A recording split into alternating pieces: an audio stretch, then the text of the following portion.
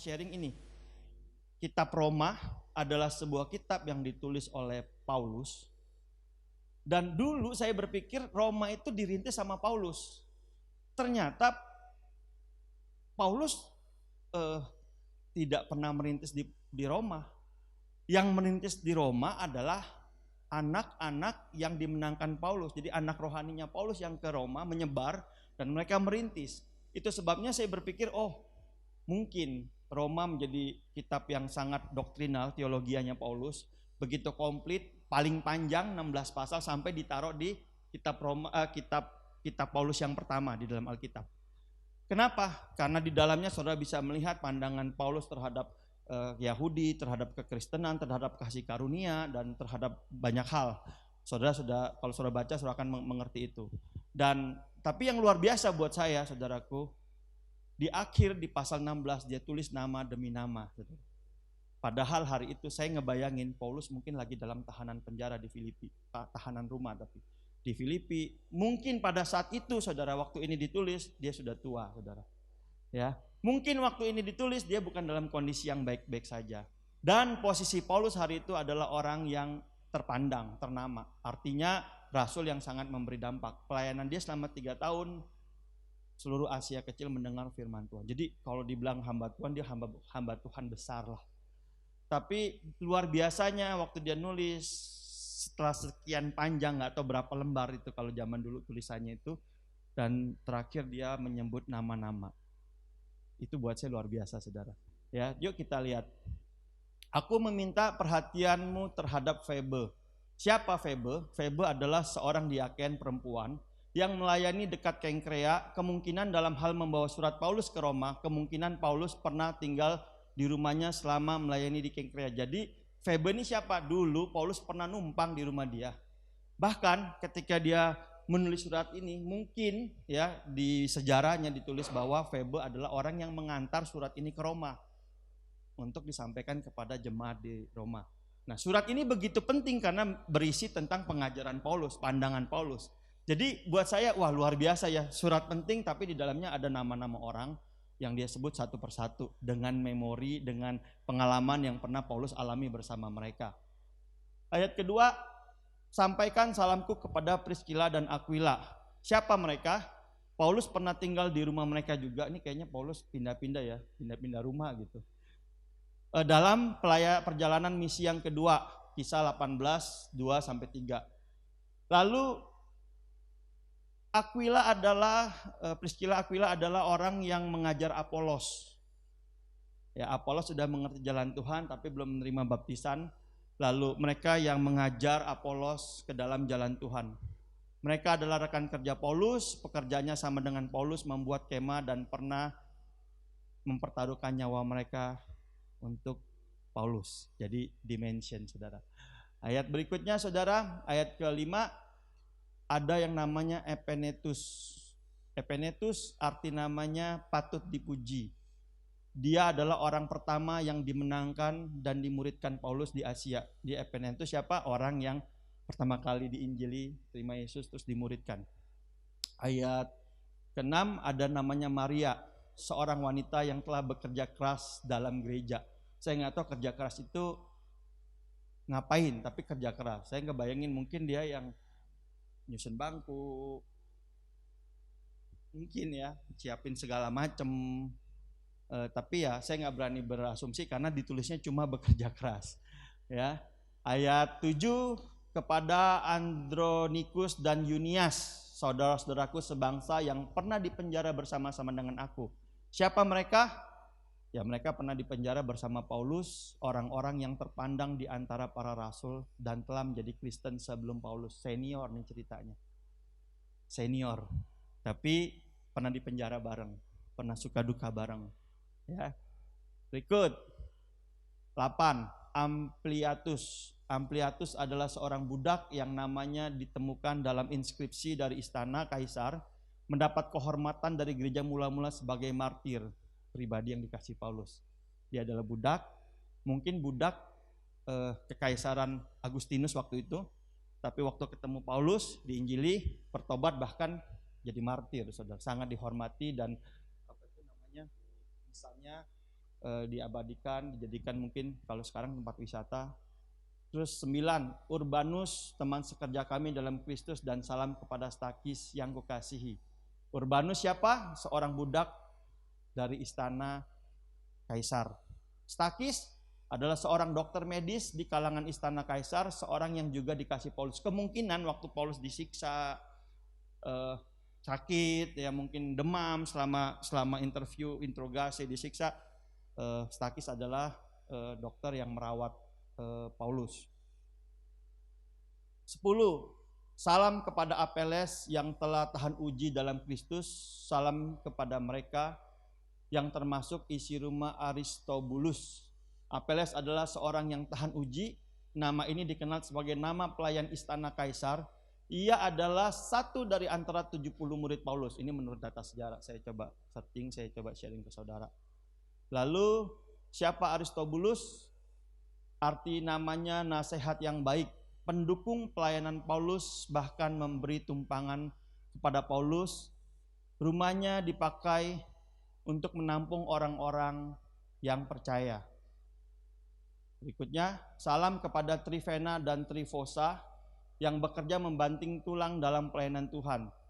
Salam kepada Persis yang kukasih yang telah bekerja membanting tulang dalam pelayanan Tuhan.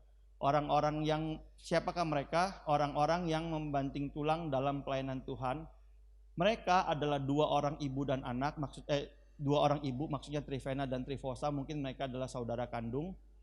Kata membanting tulang kalau kita cari tahu merujuk bahwa mereka melakukan pelayanan yang teratur. Teratur, tahu saudara? Selama seminggu ya teratur gitu.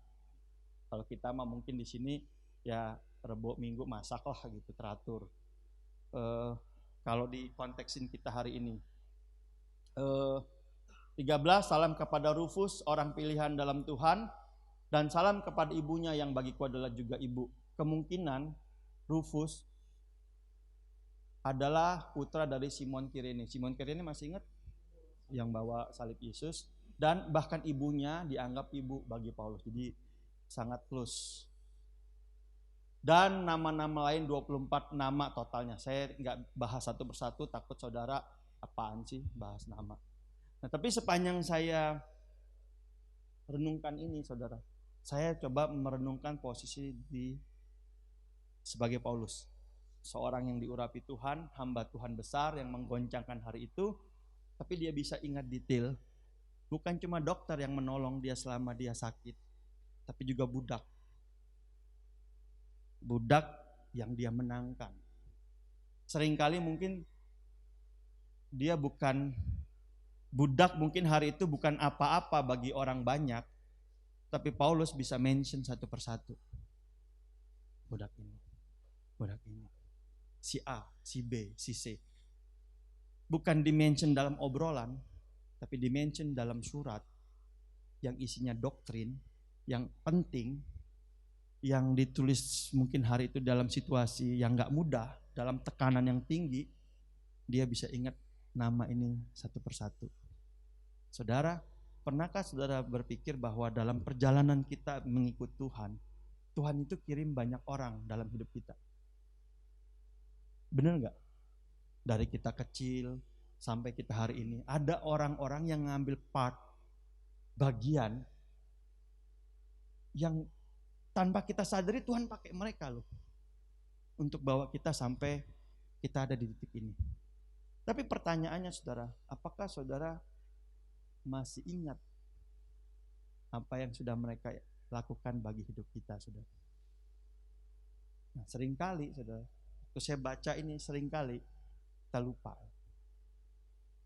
Kalau ngobrol-ngobrol nyerempet ya kita bisa singgung lah. Tapi kalau sampai harus nulis, kayaknya takut kepanjangan. Ya kan? Wong baru nulis sedikit aja, pas saat teduh saya dibilang, Pak bikin buku aja Pak. Ya elah, padahal cuma ya maksud saya panjang memang saat teduhnya, tapi nggak sepanjang kalau nulis buku. Bener gak ya? Bener ya? Itu mah kalau buat nulis buku bukan apa-apa gitu. Tapi Paulus dia tulis panjang, dia ingat nama-nama ini. Nah, waktu saya renungkan ini saudara, berapa hari saya baca ulang, timbul pertanyaan ini dalam hati saya, saudara. Mana yang lebih kita sering ingat dalam hidup kita?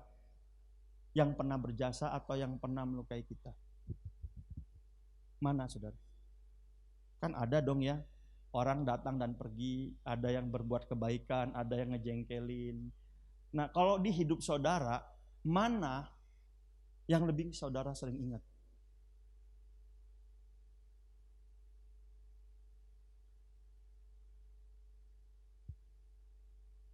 Yang lebih sering ingat yang berjasa?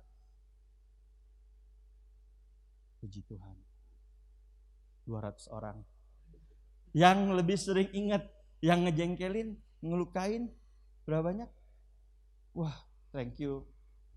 Dari segini yang jujur cuma Gaby doang. Gaby emang jujur. Kemarin diinterogasi juga cerita sama maminya. Aku diinterogasi sama om. Waduh, berat ya. Menurut saya, saudara, kita sering kali lebih ingat sama yang melukai kita. Menurut saya. Kalau yang berjasa jarang, saudara. Kalau ketemu orangnya kita ingat. Tapi kalau yang melukain kita, ketemu yang mirip-mirip aja ceritanya kita juga langsung ngomong, oh iya gue dulu juga pernah tuh digituin tuh. Ngeselin banget tuh. Wah. Belum kalau teman bicaranya manas-manas, oh iya lu digituin. Wah kalau gue mah gue gibeng, waduh. Wah gitu. Makin emosi. Betul ya? Itu kalau melukai dan berjasa. Nah waktu saya renungin ini, saya coba introspeksi, oh iya ya banyak orang yang berjasa tapi kalau suruh diskusi kayaknya diskusiin yang nyakitin lebih seru kayaknya. Iya kan? Wah gitu. Lalu ada pertanyaan yang kedua, saudara. Bagaimana dengan orang yang pernah berjasa, namun di ujung persahabatan justru ngelukain? Pernah nggak? Hah? Wih baik banget. Kayak Doraemon sama siapa yang punya Doraemon? Sutsuka ya? Nobita. Pokoknya kemana-mana baik. Teman baik banget. Tapi satu kali entah bagaimana salah paham, ribut, konflik, nggak tahu konfliknya kecil atau konflik besar, putus hubungan. Padahal ini orang, udah pokoknya sama kita udah paling deket lah, makan bareng, sepiring berdua. Wah pokoknya kalau kita nggak ada duit dia yang nalangin, kalau dia nggak ada duit ya kita cari talangan gitu ya. Pokoknya gimana caranya lah kita ngelihat. Tapi deket banget. Nah satu kali dia nggak tahu gimana melukai, kita kecewa lah sama dia. Lalu waktu di tengah-tengah perenungan, nah Tuhan kayak begini, kayak di hati saya timbul pertanyaan, nah kalau ada orang yang begini, pas ngebahas si orang ini, kita lebih banyak bahas jasanya yang lama itu atau yang lukanya? Mana? Karena seringkali saudaraku, rusak susu seember karena setitik nila. Kalau belanga takutnya ada yang gak ngerti. Rusak susu seember gara-gara setetes air gitu. Jadi yang baik hilang semua. Cuma karena dia pernah buat sesuatu yang buat kita, wah gak bener gitu. Kita, wah udahlah gua kalau bisa jangan kenal dia lagi deh. Wah padahal mungkin baiknya banyak baik. Nah waktu saya renung ini kayak, ini apa-apaan sih Tuhan, cuma ayatnya cuma nama-nama dong, tapi kenapa jadi kayak dalam banget gitu ya. Tapi Tuhan ingetin, mungkin salah satu yang membuat Rasul Paulus menjadi rasul yang besar adalah bukan cuma karena dia dipakai dalam kuasa, dalam hikmat yang luar biasa, tapi juga dia menghargai setiap orang-orang yang Tuhan taruh di dalam proses kehidupan dia, saudara. Seringkali kita pikir kalau ada orang investasi sesuatu buat kita wajar. Oh, siapalah sebut Maya baik sama saya wajar lah, pendeta. Lu nggak baik kena kutuk. Pasti baik. Tapi yang saya nggak pernah berpikir ulang adalah keberadaan Maya di dalam hidup saya, Tuhan taruh. buat menolong saya melewati proses-proses hidup yang mungkin ada kontribusi Maya. Itu nggak pernah saya lihat. Cuma merasa ya kebetulan lah, pas cocok. Saya nggak pernah menyadari bahwa kamu ada itu karena Tuhan. Dan kamu ada itu karena sesuatu. Nah, waktu saya menghargai itu, saya akan memandang Maya dengan cara yang berbeda. Walaupun mungkin Maya punya kekurangan. Mungkin rada lemot misalnya. Rada kurang lah pokoknya. Tapi karena saya menyadari, saya jadi lebih bisa. Oh iya, sama kayak saya, kita sama-sama lagi diproses Tuhan. Dalam bidang yang beda. Dan waktu saya renungin ini saudara, tiba-tiba Tuhan tuh munculin banyak nama dalam hidup saya. Mulai dari waktu pertama kali saya bertobat, saya dipimpin oleh seorang pemimpin komunitas sel yang kalau diajak ngomong gak pernah nyambung. Ya, saudara gak kenal. Istri saya tahu. Waduh, kayaknya saya ngerasa, dan dia juga ngeliat saya kayaknya, ini orang pergi kayak susah diatur, banyak maunya gitu. Tapi saya lihat dia, wah ini orang kurang inovatif, kurang kreatif, kurang radikal gitu. Wah, tapi tanpa saya sadari Tuhan pakai dia untuk bentuk saya.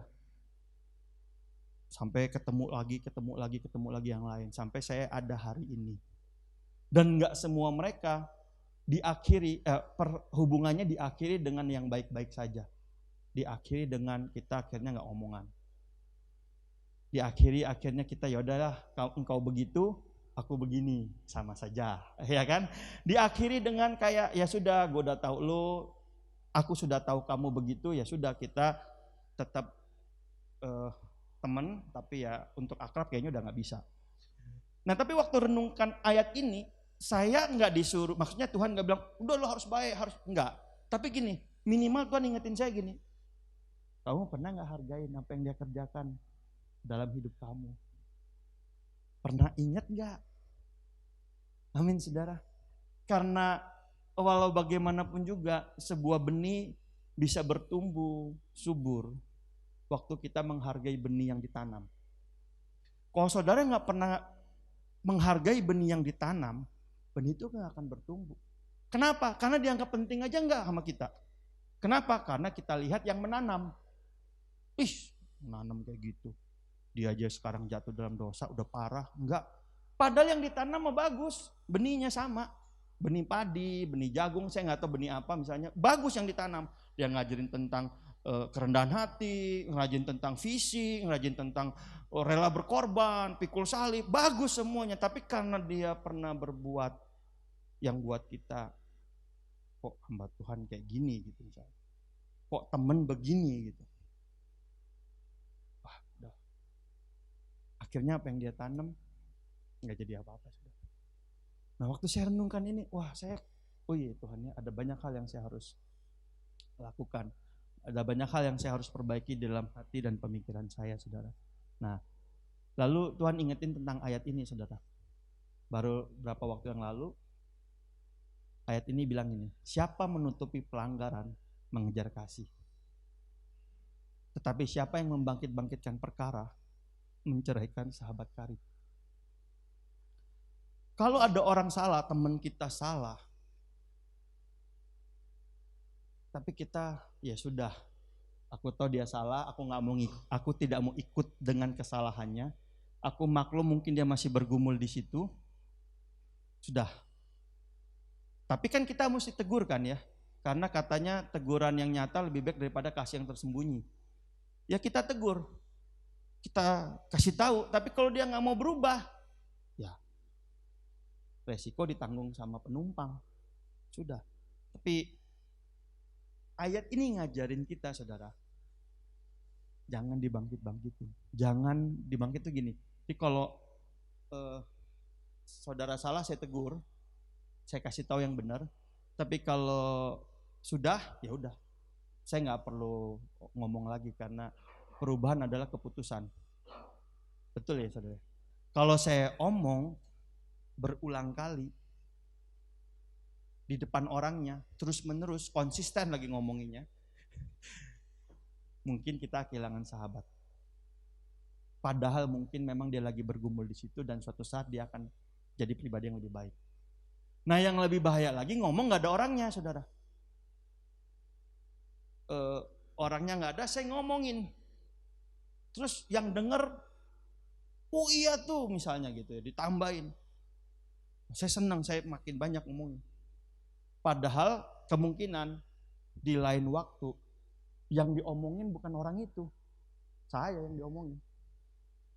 Karena itu udah jadi sebuah habit, sebuah kebiasaan di dalam sebuah budaya komunitas. Dan ngeri saudara. Dalam versi yang mudah dimengerti, dia bilang gini, maafkanlah orang lain dan kau akan mempererat persahabatan. Kalau kita punya toleransi, kita jadi banyak teman. Tapi kalau kita selalu mengingat kesalahan, hilang, rusak persahabatannya. Gimana mau baik, kita ingat terus dia salahnya apa sama kita. Tiap mau ngapa-ngapain, ini orang begini, ini orang begini. Padahal kita tahu sama seperti semua orang yang percaya kepada Kristus, kita sedang dalam proses menjadi manusia baru. Yang lama telah berlalu dan yang baru sudah datang. Itu sebabnya jangan menilai manusia menurut ukuran manusia. Itu sebabnya waktu saya renungin ini, saudara, saya ingat ayat kemarin kalau nggak salah Paulus bilang kalau mau dilihat secara lahiriah, Efesus 3, betul ya? Aku orang Farisi, golongan mazhab yang paling keras, melakukan hukum Taurat, aku nggak bercacat. Tapi apa yang aku anggap dulu keuntungan, sekarang aku anggap sampah. Karena dia nggak mau dinilai berdasarkan penampilan, tapi dia mau mengenakan manusia baru di dalam Kristus Yesus, mengejar panggilan surgawi dalam Kristus Yesus. Amin saudara. Yuk kita belajar untuk shifting. Saya tahu nggak gampang karena udah jadi habit. Saya juga sama. Kalau ada orang yang ngomongin pendeta lain, kalau bisa saya tambahin. Supaya kalau tuh pendeta jadi jelek, saya jadi mendingan. Iya enggak? Tapi yang suka saya lupa, mungkin di lain waktu saya juga diomongin. Cuma saya nggak tahu doang. Jadi sama aja. Saudara paham maksud saya? Tapi berapa hari yang lalu saya terinspirasi banget ketemu satu orang teman saya yang jadi konsultan sebuah perusahaan. Jadi jadi konsultan berarti ketemu direksinya kan. Waktu meeting direksinya langsung kasih briefing pembukaan. Sebelum sama Bapak kita sama konsultan B. Sebelum sama Bapak A kita sama konsultan B. Dan kita udah kontrak 3 tahun tapi akhirnya kita nggak perpanjang Pak. Kenapa? Si direksi ngomong, karena konsultan B itu begini. Nah, terus teman saya yang saya sebut konsultan A bilang, waktu dia ngomong gitu Kak, gua itu nggak sederhana, nggak sejahtera kata dia. Kayak Tuhan bilang, wah, kamu harus berespon benar. Biasanya kata dia Kak, kita akan ngomong, oh iya konsultan B itu memang kekurangannya di sini. Tapi hari itu dia bilang, saya jawabnya beda. Kamu jawabnya apa? Saya bilang, saya jawabnya gini. Oh iya Pak. Tapi hal positif apa yang sudah terjadi selama 3 tahun? Mau gak mau cerita kan? Oh ya bagusnya kita dalam sistem kita jadi lebih gini, lebih gitu, lebih bagus. Kita punya beberapa kebocoran berhasil diperbaiki. Lalu teman saya jawabin, baik Pak. Kita akan mulai dari hal positif yang pernah diterapkan di perusahaan ini. Supaya semakin lebih baik. Terus saya tanya, lalu apa yang terjadi? Atmosfer di ruang rapat itu seketika berubah. Jadi lebih positif, jadi lebih hidup. Saya juga jadi berasa lebih lega.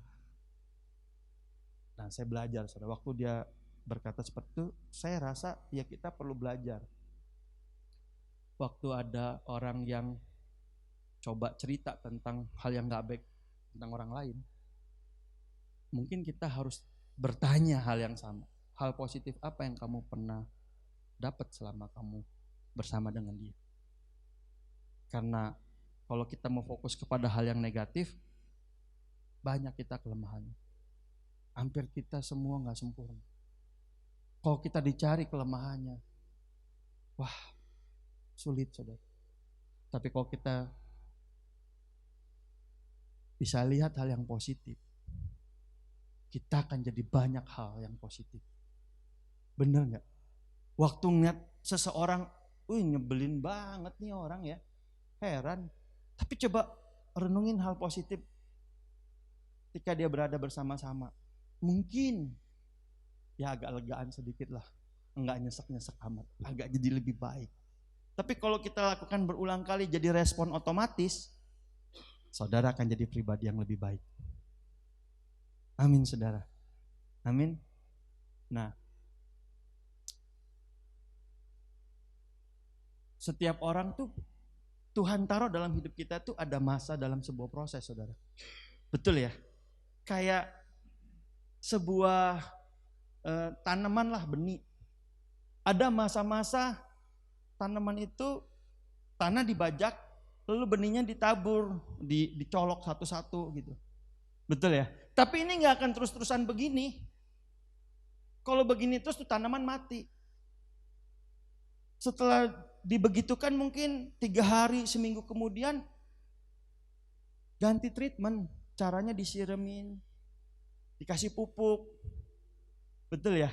Dan sampai waktu dia bertumbuh malah dicabut. Karena apa? Sudah waktunya dituai.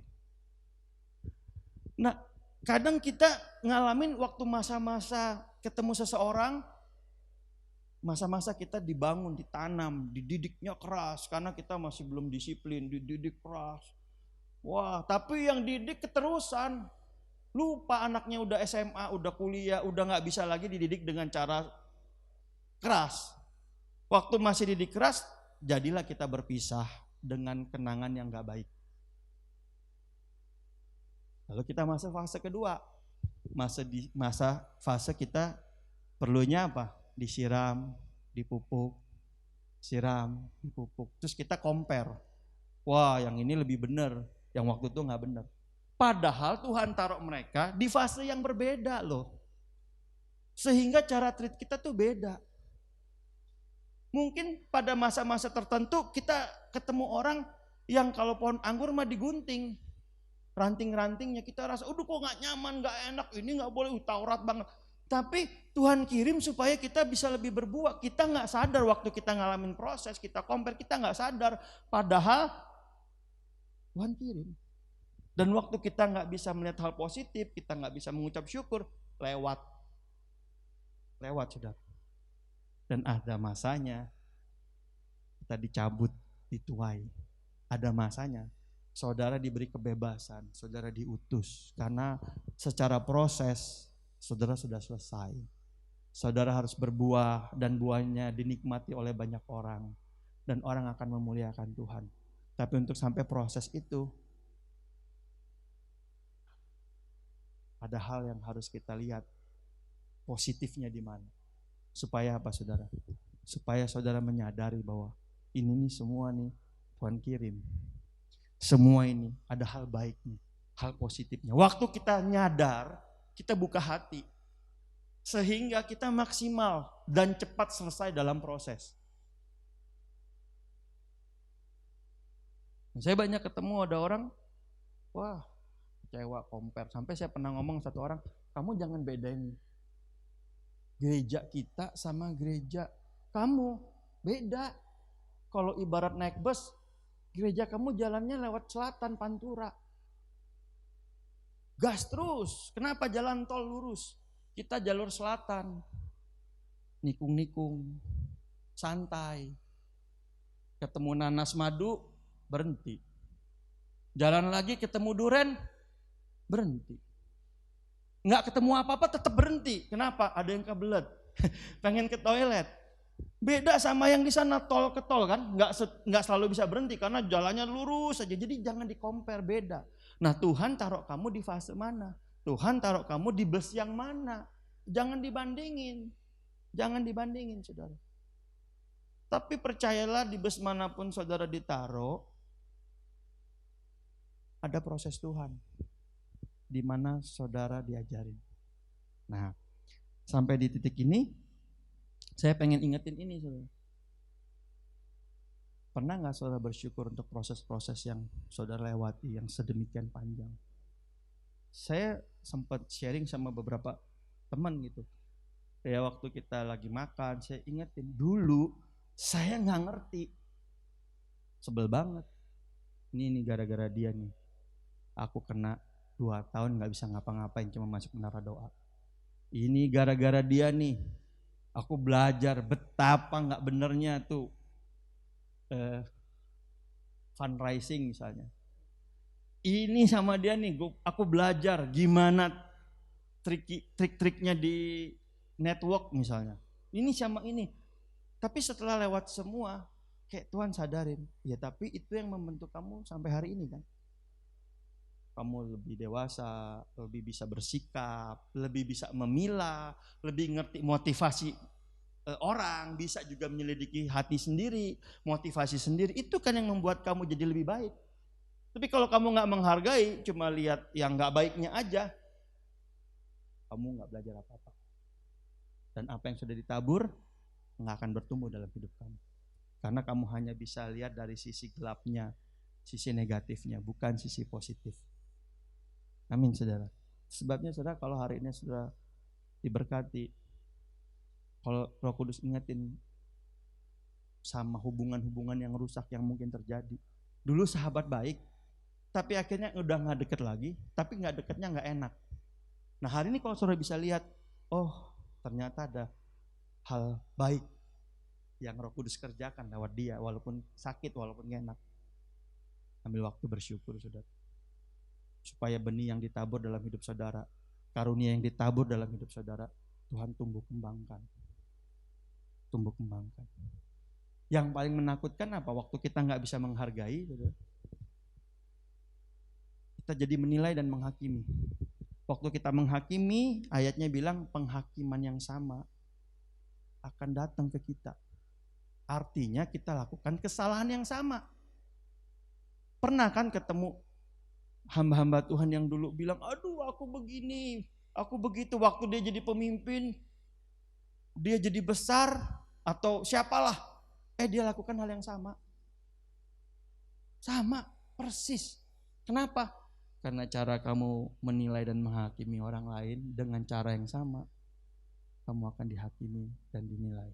Kita gak mau itu terjadi dalam kehidupan dan perjalanan kita sebagai anak Tuhan. Amin. Nah, yuk ambil waktu bersyukur. Nah ini yang terakhir, saudara.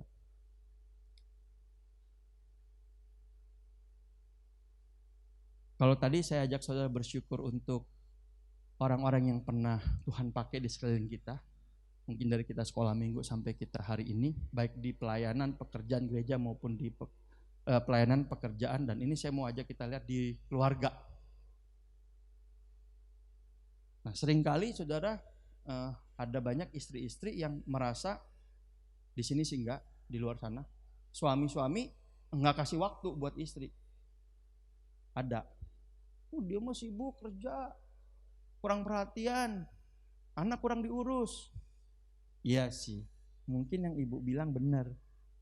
Tapi pernah tahu nggak suami itu kerjanya begitu keras untuk memastikan bahwa kebutuhan di keluarga bisa dicukupi? Ya kerja begitu keras supaya anak-anaknya bisa sekolah dan mendapat taraf kesejahteraan ekonomi yang lebih baik. Pernah nggak istri-istri menghargai suami buat apa yang dia kerjain? Suami kalau diliatin, makin diliatin makin banyak kurangnya. Jangan diliatin doang, disentuh dong. Biar saudara nggak terlalu serius. Benar loh saudara. Ya saya pernah satu kali dengar seorang istri komplain sama saya gitu, karena saya dianggap hamba Tuhan. Ngomongin tuh Pak, suami kerjanya udah kayak robot, pulang pagi-pagi pulang malam. Anak nggak disentuh, istri nggak disentuh. Wah, omongin ya Pak. Iya Bu, ntar diomongin. Tapi si bapak begitu kan Karena ibu juga beli tasnya yang mahal-mahal. Iya kan? Beli tasnya yang mahal-mahal, makannya yang mahal-mahal. Coba kalau makannya di warteg tasnya di Tanah Abang. Nggak perlu lembur-lembur. Iya kan? Nah, sama saudara. Istri juga sama. Kadang suami komplain. Udah kerja pak kita capek-capek pulang sampai rumah istri masih bau asam. Mungkin habis masak sayur asam ya kan. Wah habis belum istri komplain, suami komplain.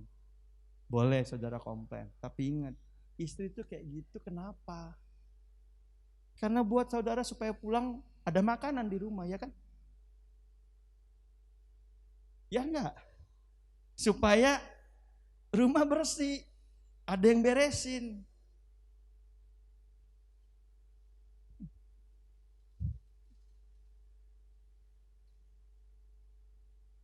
Istri kayak gitu kan buat suami juga, buat anak. Jangan bilang ada perhatian.